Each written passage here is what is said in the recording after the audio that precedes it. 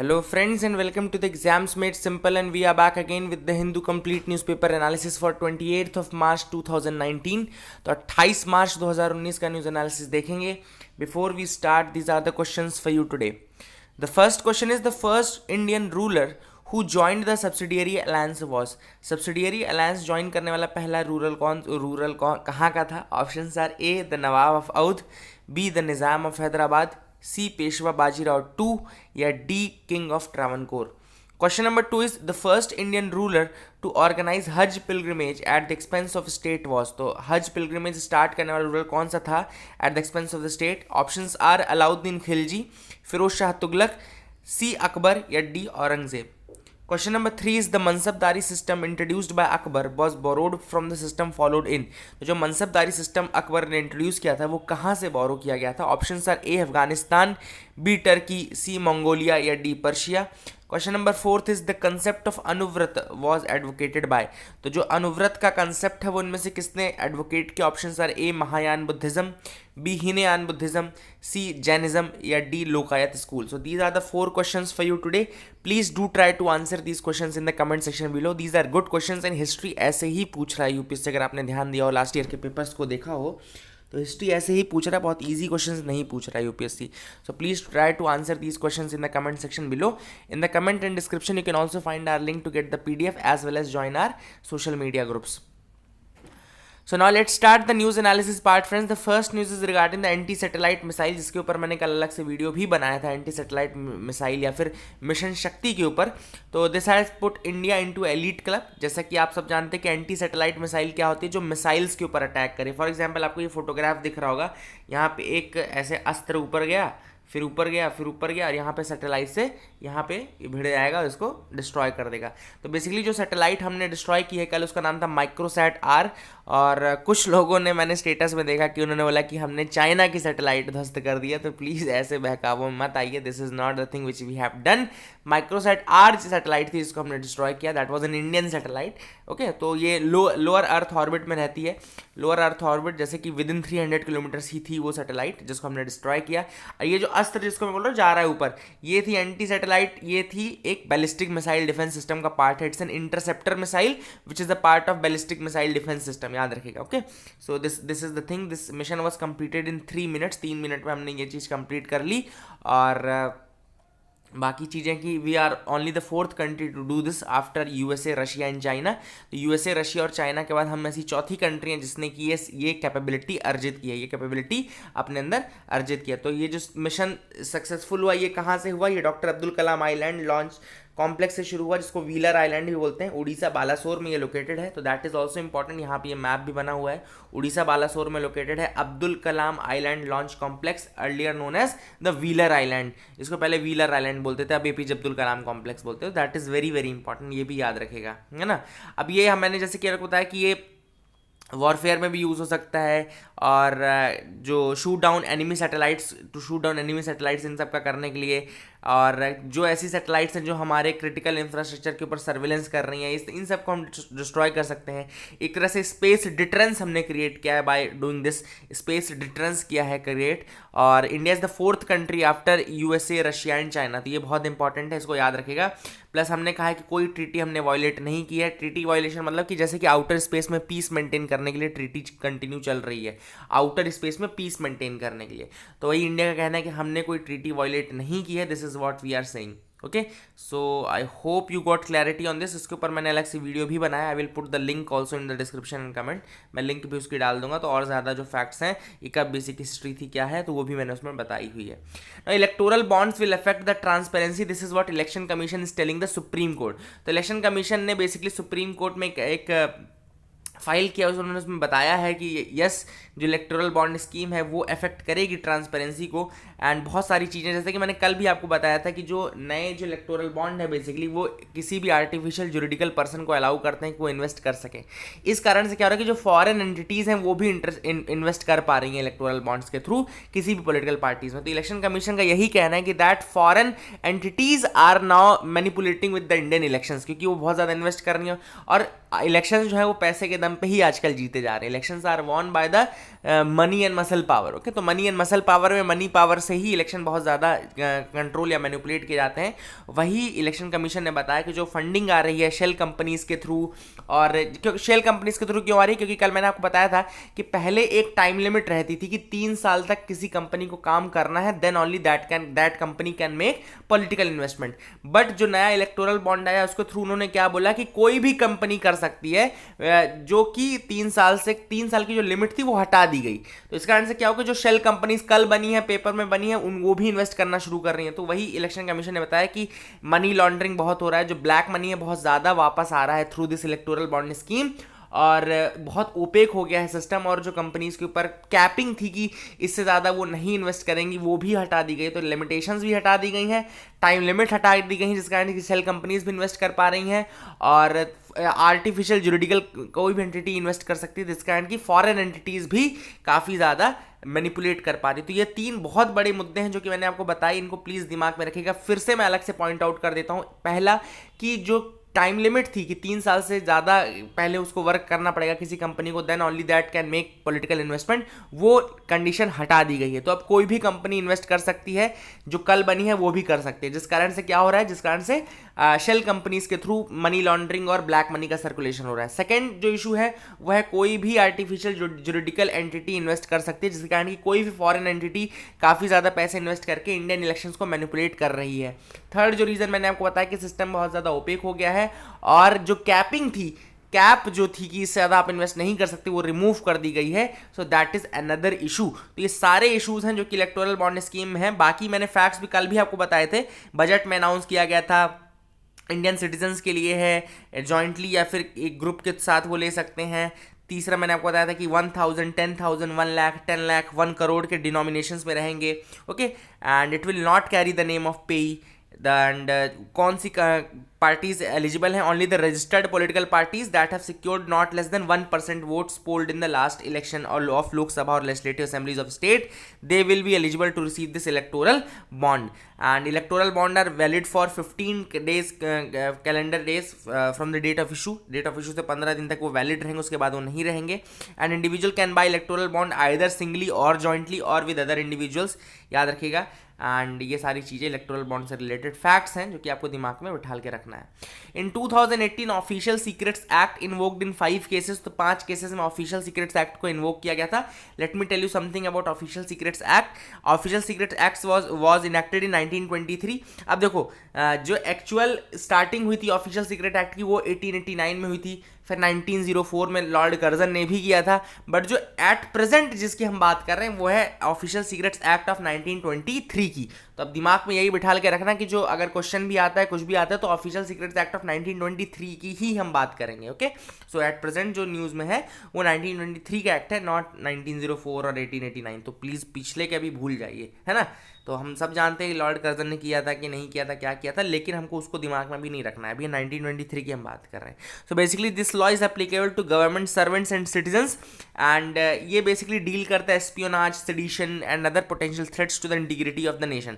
For example, you are spying और you are sharing some secret information, you are using unauthorised uniforms, मतलब कि suppose आपने IPS की dress पहन के आप घूम रहे हैं, आप हैं ही नहीं, है ना। You are withholding information, you are doing interference with armed forces in prohibited और रिस्ट्रिक्टेड एरियाज। तो इन सारे केसेस में ऑफिशियल सीक्रेट्स एक्ट लग सकता है।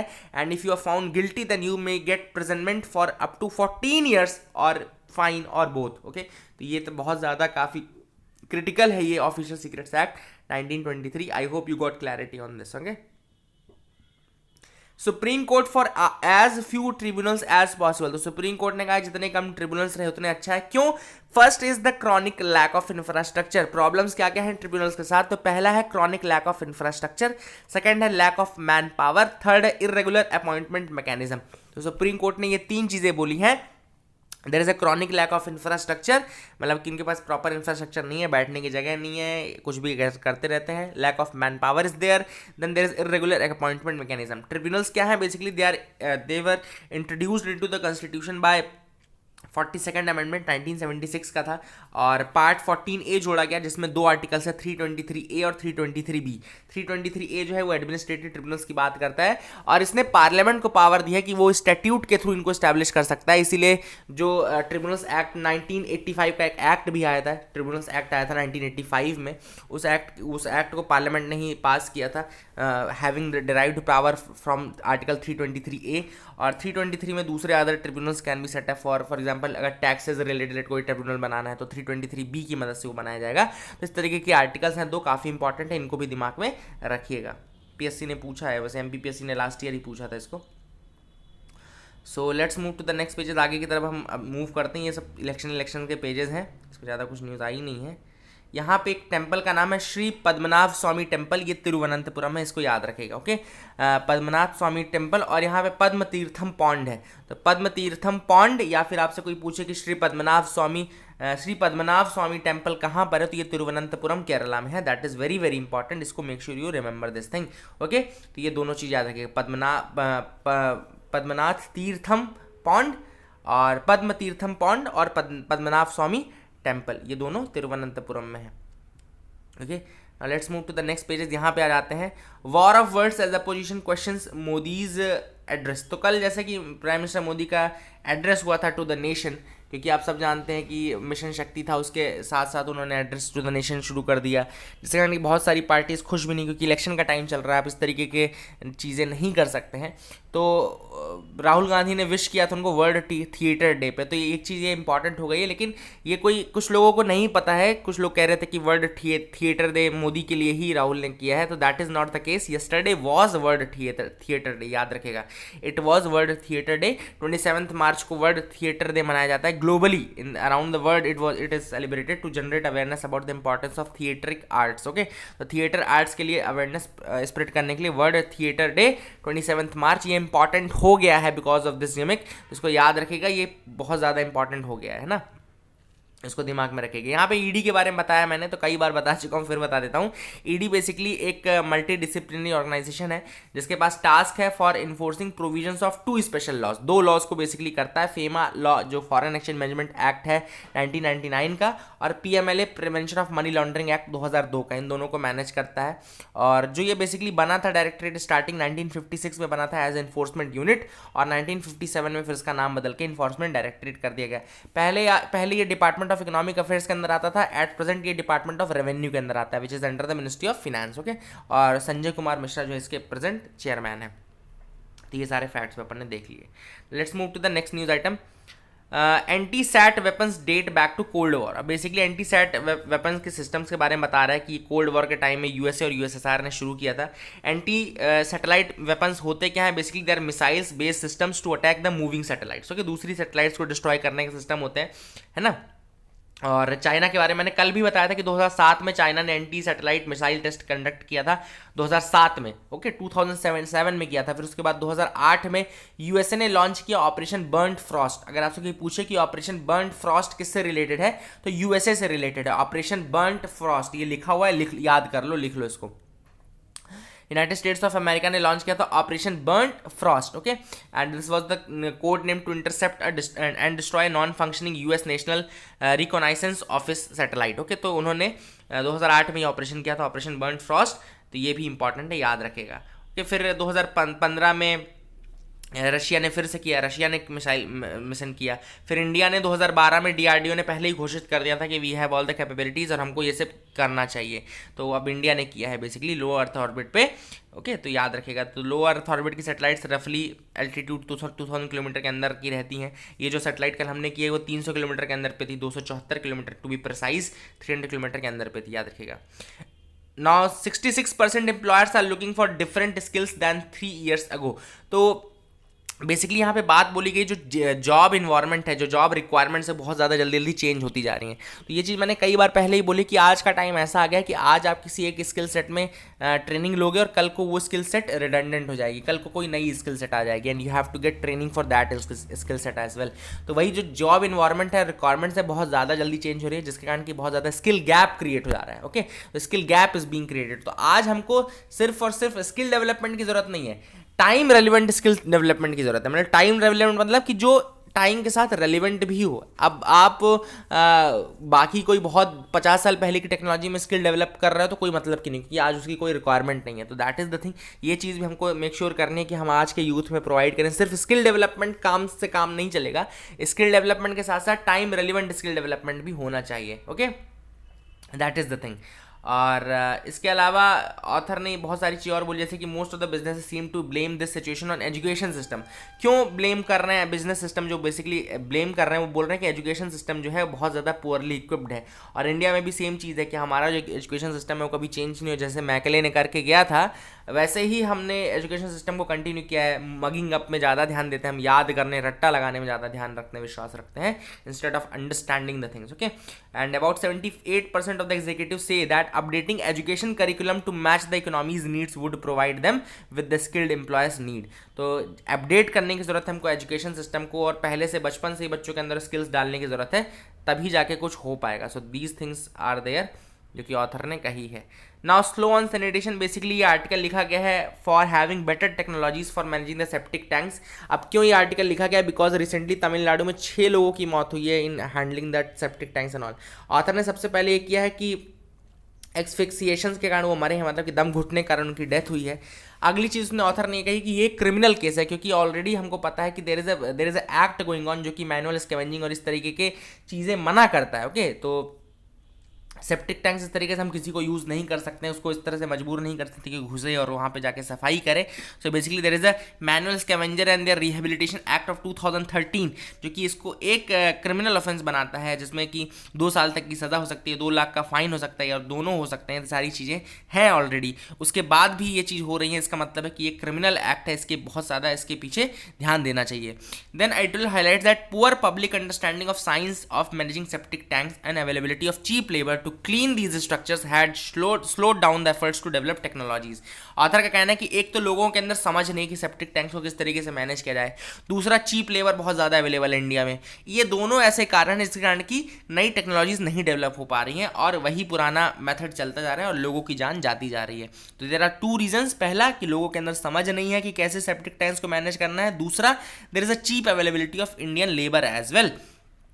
ठीक है, ये सारी चीजें हैं। It will also highlight the state governments are not only slow in punishing the offenders but they're also very slow in adopting the newer technologies. For example, fecal sludge treatment plants, FSTP, fecal sludge treatment plants, तो ये combine कर सकते हैं आप for the safe treatment of waste, but ऐसी technologies states अभी भी नहीं एम्प्लॉय कर रही हैं और ज़्यादा इनके नंबर्स नहीं बढ़ा रही हैं। तो स्टेट गवर्नमेंट्स ना केवल स्लो हैं ऑफेंडर्स को पनिश करने में, बल्कि वो नई टेक्नोलॉजीज को अडॉप्ट करने में भी स्लो हैं, जैसे कि फीकल स्लज ट्रीटमेंट प्लांट्स, तो आप इसका एग्जाम्पल ले सकते हैं।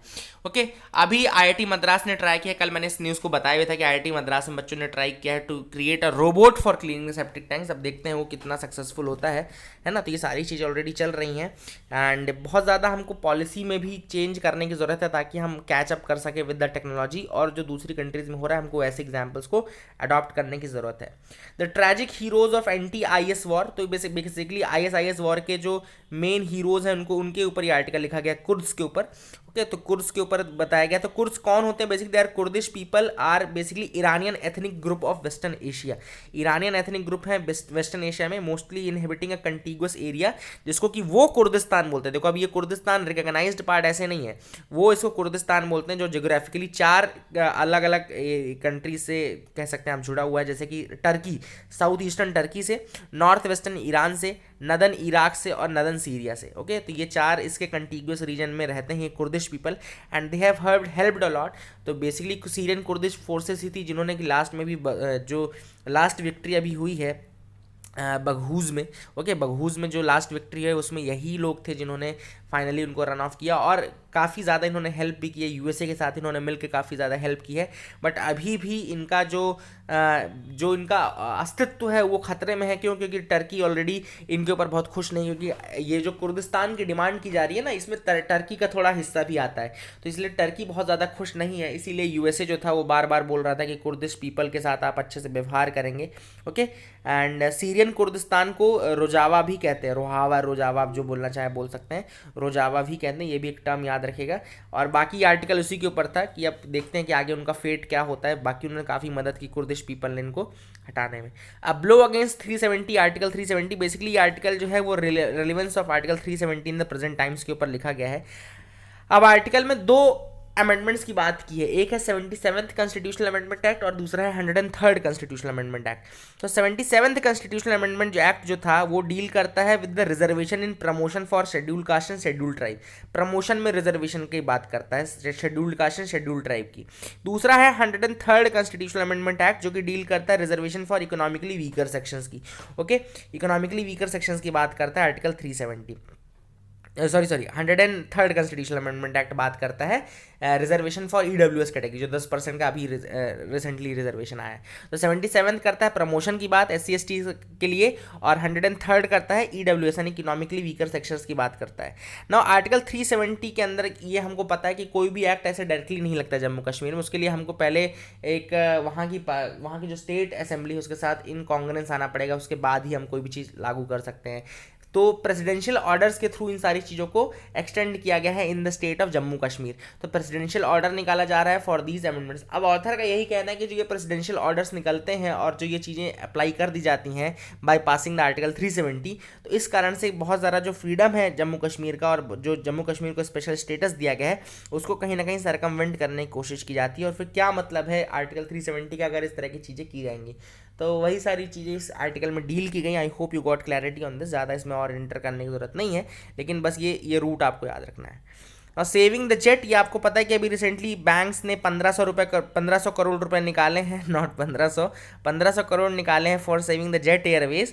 और ऑथर ने यही कहा है कि लगभग 6000 जॉब्स हैं जो कि खतरे में हैं। लेकिन ऑथर ने फिर ये भी क्वेश्चन किया है कि फिर दूसरी एयरलाइंस के लिए क्यों ये सिस्टम नहीं अवेलेबल था, जैसे कि किंगफिशर के लिए क्यों आपने ये चीज़ नहीं की और स्विफ्ट जेट एयरवेज के लिए क्यों कर रहे हैं। तो बेसिकली वही सारी चीज़ें इसमें फोकस की गई हैं।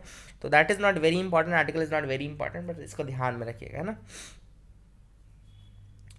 Why we need is what we need is a commons manifesto। अब ये आर्टिकल बेसिकली इसलिए लिखा गया है because we need to protect the common land for communities and insuring that climate change related issues are included in the manifesto of the political parties.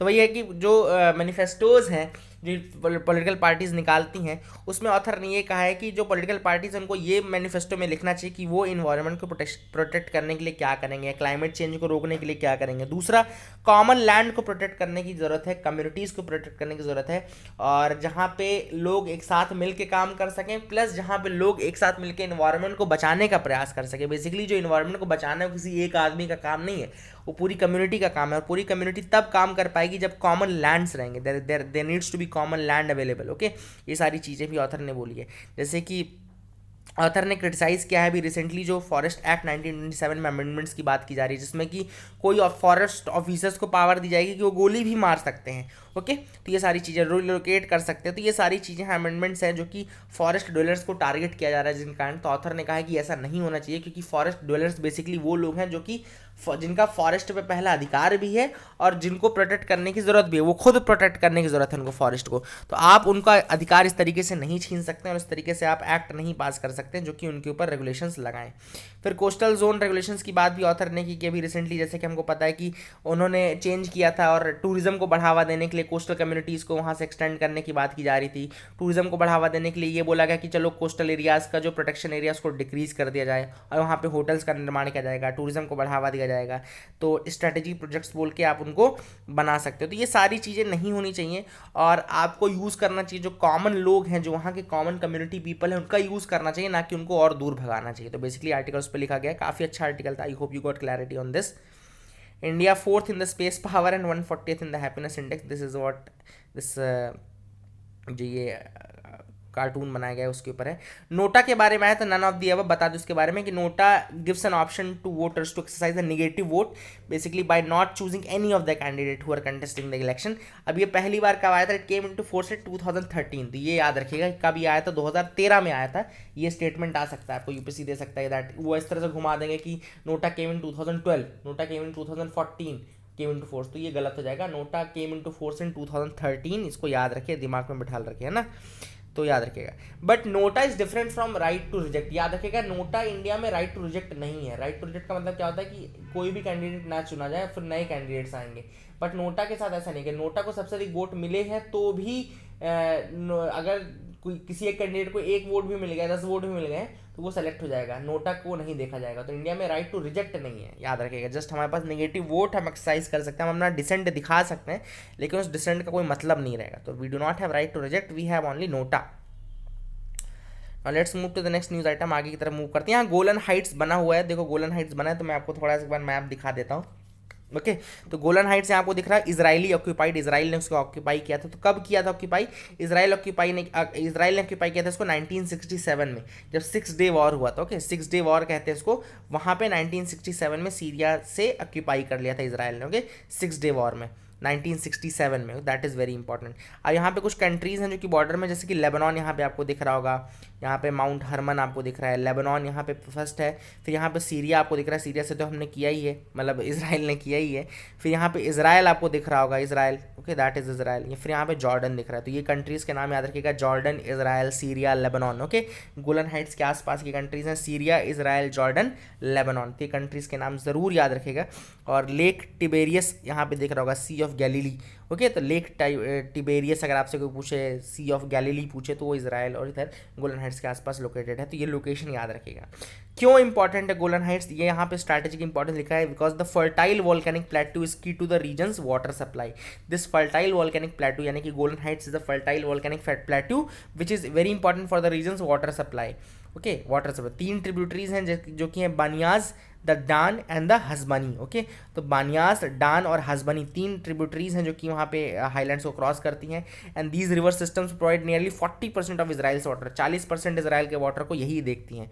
Okay and Israel और Syria को यहाँ separate करता है area of separation. तो यहाँ पे आपको दिख रहा होगा मैप में, ये है एरिया ऑफ सेपरेशन, जो ये लिखा ना ब्लैक में, ये this thing area of separation. तो ये है एरिया ऑफ सेपरेशन जो कि सेपरेट करता है सीरिया और इसराइल को। ओके तो ये याद रखिएगा, गोलन हाइट्स के बारे में फैक्ट है। 1967 में इसराइल ने इसको ऑक्यूपाई किया था, तो ये भी काफ़ी इंपॉर्टेंट है। India impact to ease US firms compliance, basically India और यूएसए ने एक एग्रीमेंट किया जिसके कारण वो automatic exchange of CBC reports करेंगे। Automatic exchange of CBC report मतलब, सीबीसी का मतलब है country by country report. Okay तो अभी रिसेंटली इंडिया यूएसए ने एग्रीमेंट किया है for automatic exchange of CBC यानी कि country by country report. And यहाँ पे एक और टर्म है, to base erosion and profit sharing. Base erosion and profit sharing एक जो टर्म है, ये एक टर्म किसने ये स्टैब्लिश किया था? ये ओईसीडी ने स्टैब्लिश किया था, याद रखिएगा। बीईपीएस अगर आपसे कोई पूछे कि base erosion and profit sharing, देखो मैं आपको डायरेक्ट क्वेश्चंस बता रहा हूँ। क्वेश्चन क्या पूछेंगे? पहला क्वेश्चन पूछ सकते हैं कि बीईपीएस यानी कि base erosion and profit sharing किसने किया था? तो ये किया था ओईसीडी ने। ठीक है ओईसीडी जरूर याद रखिएगा, organisation for economic cooperation and development, याद रखिएगा ओईसीडी ने किया था। ओके 2013 में इसको रिकॉग्नाइज किया गया था। बीईपीएस होता क्या है? Base erosion and profit sharing होता क्या है?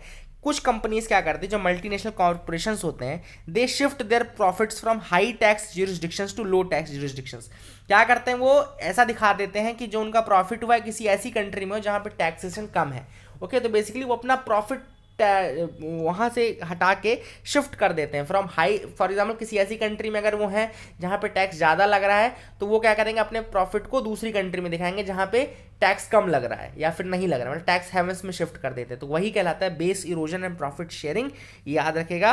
और OECD का ये मैकेनिज्म है, this is the mechanism of OECD, organisation of economic cooperation and development, ये याद रखेगा। एंड ये जो एग्रीमेंट हुआ है वो सीबीसी यानी कि automatic exchange of country by country report है, जो कि मल्टीनेशनल इंटरप्राइजेज रहेंगी, वो एक कंट्री से दूसरी कंट्री में बेसिकली ये ऑटोमेटिक एक्सचेंज करेंगे इस इन्फॉर्मेशन को। सो that is the news coming from here, ये न्यूज़ याद रखेगा। Only demat share transfer from 1 April, basically SEBI ने भी अनाउंस किया है कि जो share of transfer of shares हो सकते हैं, जो ट्रांसफर ऑफ शेयर्स होंगे लिस्टेड कंपनीज के, वो केवल और केवल डीमैट यानी कि डीमटेरियलाइज्ड फॉर्म में हो सकते हैं फ्रॉम अप्रैल 1। ओके लेकिन investors are not barred from holding the shares in the physical form. Shares वो फिजिकल फॉर्म में होल्ड कर सकते हैं, लेकिन जो शेयर का ट्रांसफर होगा वो केवल और केवल डीमैट यानी कि डीमटेरियलाइज्ड फॉर्म में रहेगा। This is what SEBI has said. Demat का मतलब क्या है? It is an account that demat allows investors to hold their shares in electronic form. तो डीमैट में वो इलेक्ट्रॉनिक फॉर्म में शेयर्स को होल्ड करते हैं। सेबी के बारे में आपको पता है कि स्टैट्यूटरी मार्केट रेगुलेटर है for securities market in India. Establish 1988 में हुआ था, लेकिन स्टैट्यूटरी पावर इसको 1992 में सेबी एक्ट के थ्रू मिली थी। हेडक्वार्टर इसका मुंबई में है। It protects the interest of investors in securities, promote the development of securities market and regulate the securities market. Okay, ये सारी चीज़ याद रखिएगा। It has 3 functions, quasi legislative, quasi judicial, quasi executive. ये सारे फंक्शंस के अंदर हैं। These are the important points regarding the SEBI and transfer through demat account, sorry demat बोल दिया। यहाँ पे आईपीएल के बारे में, कोलकाता नाइट राइडर्स जीत गई, ब्राज़ील जीत गई फुटबॉल में, स्पेन जीत गया, मोराटा ने भी गोल मार दिया फाइनली, है ना। ये सारी चीज़ें हैं। यहाँ पे एक न्यूज़ आइटम है that EU parliament okays the ban on single use plastic. Single use plastic मतलब कि जो एक बार यूज़ करते फिर फेंक दिया जाता है, यूज़ एंड थ्रो टाइप के प्लास्टिक्स होते हैं, उनके बारे में है। तो European law makers have voted overwhelmingly to मतलब ban the single use plastic products such as straws, cutlery. They are clogging the world ocean. उन्होंने कहा कि ये वर्ल्ड ओशन को क्लॉग कर रहे हैं और बहुत ज़्यादा डिस्ट्रॉय कर रहे हैं एनवायरनमेंट को, इसलिए EU ने बैन कर दिया। It will now be made into a law and the ban comes into effect from 2021। तो EU का जो बैन है 2021 से वो लागू पड़ेगा। सो दैट इज थिंग। मिशन शक्ति से आप ये मक्खन शक्ति पर आ गए हैं। अमूल वालों ने बहुत अच्छा यहाँ पे कार्टून बनाया मक्खन शक्ति का। यहाँ पे artificial womb support premature lamb fetuses. तो ये artificial womb support, it is the first time scientist have demonstrated the ability of an artificial womb to support extremely premature lambs. Okay, तो उनको प्रोटेक्ट करने के लिए, फीटस जो होते हैं उनको प्रोटेक्ट करने के लिए artificial womb support system provide किया जा रहा है। ओके, एंड ये यहाँ पे this research was publish in the American journal of obstetrics and gynaecology. तो वहाँ पे ये पब्लिश किया गया है। That is the thing. बहुत ज़्यादा इंपॉर्टेंट है नहीं, समझ में नहीं आएगा अभी। So that is it for the day. I hope you like our video. Please like share subscribe, keep loving us, keep sharing us. Thank you and have a nice day.